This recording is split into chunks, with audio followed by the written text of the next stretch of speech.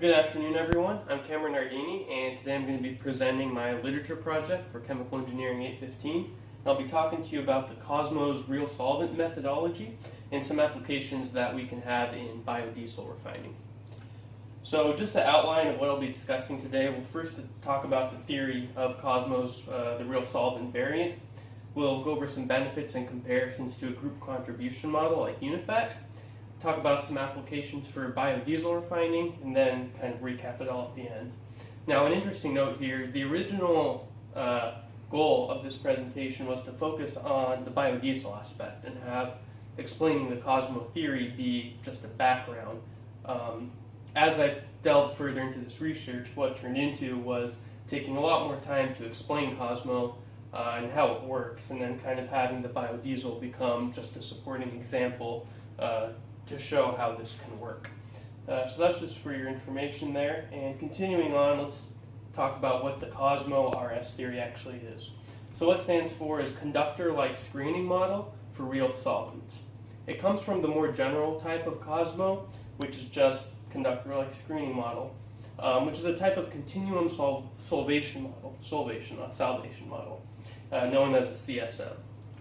And so this is a type of quantum calculation that treats a molecule as if it's embedded in a dielectric medium, and it's modeled as if it was the medium is a conductor. So you can take a second and read this, but basically the electrical surface of the molecule is mapped, and the molecule itself is kind of modeled as a cavity in space, and the surrounding area is modeled as the virtual conductor. So it takes into account the area of the molecule as well as the electrical properties, which are known as the screening charge density, or sigma. So what's the COSMO real solvent theory then? Well, it's expanding further upon the COSMO, but instead of modeling one molecule as if it was in a virtual conductor, it's modeling a liquid as an ensemble of closely packed, ideally screened molecules. So you can kind of see how this model happens here. These straight edges are kind of what the surface of that electrical field around the molecule would be, and they're all adjacent with each other as if it were actually a real liquid. Now, when this happens, you're going to have a net screening charge density per unit area. So when you're looking at 1 unit area of the molecule or of your liquid, you want to see what that net charge is, and this is known as the misfit energy. Additionally, a benefit of this COSMO's real solvent method is it takes into account specific chemical interactions such as hydrogen bonding, as well as van der Waals type interaction forces. So this is going to be the equation that results, and it's known as the sigma potential.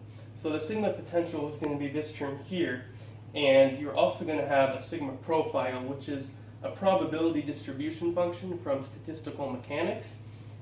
And that's going to allow you, to calculate your chemical potential, which will in turn allow you to calculate your Gibbs free energy and any other thermophysical data from your chemical potential that you could want.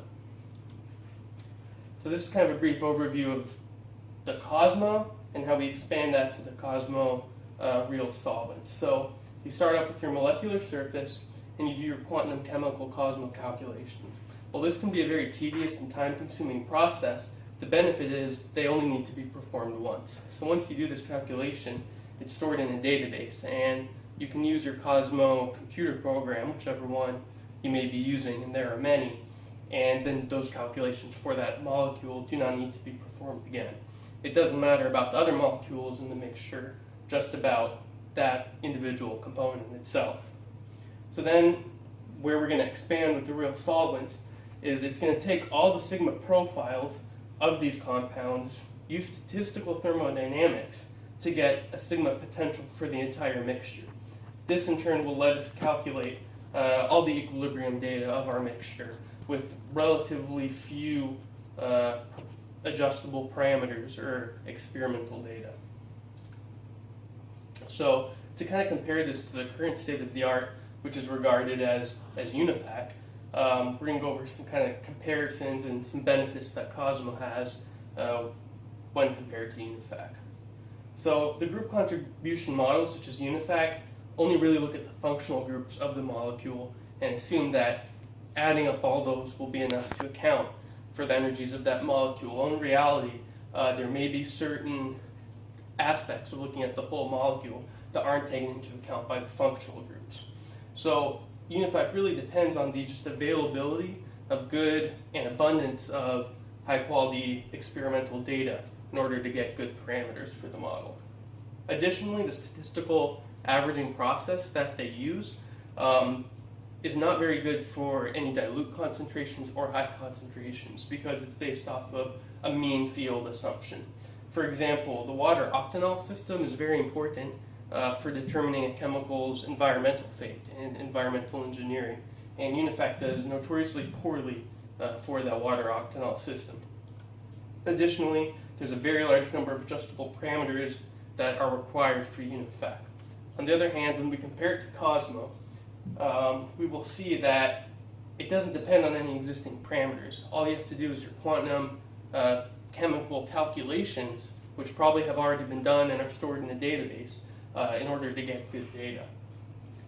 Additionally, the equation that was shown on the previous slide is an exact equation. It's an exact statistical averaging with that probability distribution function. So it means that no matter how dilute or concentrated your solution or your mixture is, COSMO will be able to model it very well.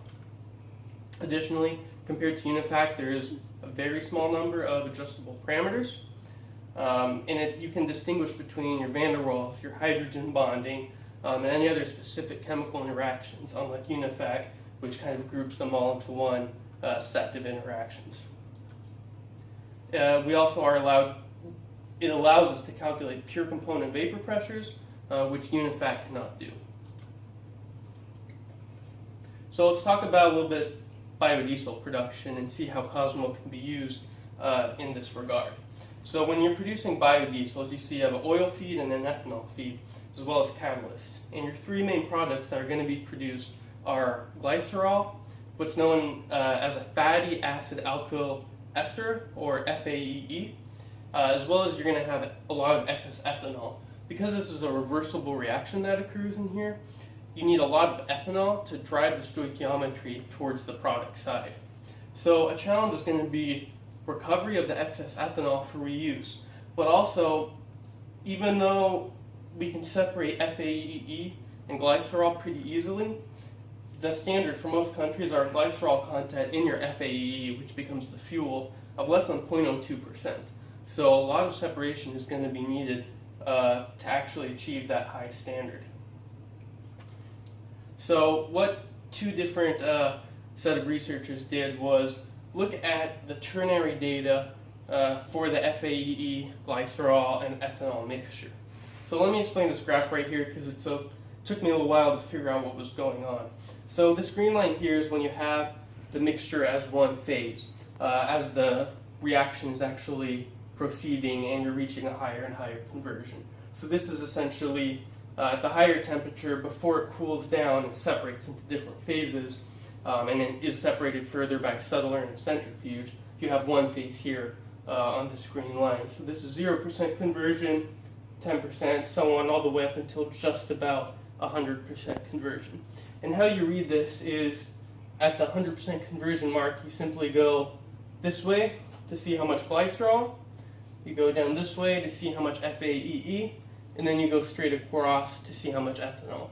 So for 100% conversion, we're looking at in the total composition being approximately 20% glycerol, 60% FAEE, and 20% ethanol. Then what you do is there is a data set for each separate phase corresponding to that one. So after those that mixture separates out into its separate phases, they have data that forms a perfectly straight line with the preceding mixture data. So for 100% conversion, almost 100% conversion of the reaction, you're going to have a glycerol-rich phase corresponding to this data point here, and an ethanol-rich, FAEE-rich phase corresponding to that data point over there. So if we look at after that 100% conversion reaction separates out, into an FAE-rich phase and a glycerol-rich phase. Our FAE-rich phase is going to be about 88% FAEE, 10% ethanol, and less than 5% glycerol, which I know doesn't add up to 100, but those are just approximate numbers. Glycerol-rich phase, on the other hand, will be approximately 60% glycerol, 0% FAEE, and about 30 to 40% ethanol. So we can see that ethanol is much more likely to stay in the glycerol phase than with the FAEE. And if we look at how COSMO was able to model this, we'll see very, very good agreements, especially in the glycerol-rich phase. We see a little bit more skew in the FAEE phase, but that may be due to the fact that while we're modeling FAEE as one singular component, in reality it's a lot of different fatty acid alkyl esters that they've just simulated as one. So that may account for a little bit of skew in the FAE-rich phase from the COSMO model, but we see that it models the ternary system starting as one phase, separating out to two phases quite well. So let's take a look at why our ethanol is actually going to be less soluble in our fatty acid ester than in our glycerol. So if we look at ethanol compared to our fatty acid, we see that this fatty acid ethyl ester is a very long carbon chain with an oxygen double bond and another oxygen here. So while it is possible we may have some hydrogen bonding between here and here, there's so much steric hindrance that it's really not going to be very likely that there's a whole lot of solubility. It would be much more likely for association effects to happen here than for these two to become very soluble. If you come look over here on the other hand with ethanol and glycerol, there's plenty of opportunity for hydrogen bonding between these two relatively polar molecules here, which is why, as expected, we see much higher solubility between ethanol and glycerol than our ethanol in our fatty acid phase. So our two researchers actually looked at this, the ethanol miscibility in both the glycerol phase and the fatty acid phase, and they compared it to the COSMO prediction. And so here you have the ratio of your ethanol in your glycerol phase over your ethanol in your fatty acid phase. And as expected, we always have a much higher percentage of ethanol in our glycerol phase because it's much more soluble there. However, it's interesting because COSMO drastically overpredicts how much more is going to be in that phase and predicts a steady increase of how much is going to be in the glycerol phase as compared to the fatty acid phase, whereas experimental data shows it maintains a relatively constant ratio. And the paper did not have much explanations for this. My reasoning is, A, it could be a simple user assumption error. When they were dealing with this model, they may not have taken into account how much ethanol was being converted in the reaction, or simply they didn't take into account that when you have these phases in a settler centrifuge that don't have much contact with each other, it does take time for that ethanol to diffuse from the fatty acid phase into the glycerol phase, and there just may not be enough time or even physical contact for that to happen, which is why the COSMO drastically overpredicts when compared to the experimental data. So a way to think of it is once you have that ethanol in that glycerol phase and in that fatty acid phase, it's not going to be that easy to get that out of the fatty acid phase immediately and into the glycerol because it's already there. Those phases are already being separated out. So just to briefly recap everything we've talked about, we have COSMO, which is our conductor-like screening model, which uses quantum chemical calculations to model thermodynamics of entire molecules and also entire systems. The COSMO-RS, real solvents, takes this further by looking at statistical mechanics, statistical thermodynamics, and seeing how to apply that to large mixtures. You can go ahead and read this definition here. I won't read it off word for word. You should hopefully have access to these PowerPoint slides, and you can read this as well. Lastly, it's shown that it can model a ternary system, such as in biodiesel applications, very well, with certain limitations just regarding the assumptions that you make going into the model. So these are some references that I based my presentation off of. I hope you've learned something, hope you've enjoyed yourself. I would highly recommend reading both of these papers. I thought they were both very informative, very easy to read, even at the level that we're currently at. So thank you for watching, and hope you have a good rest of your semester.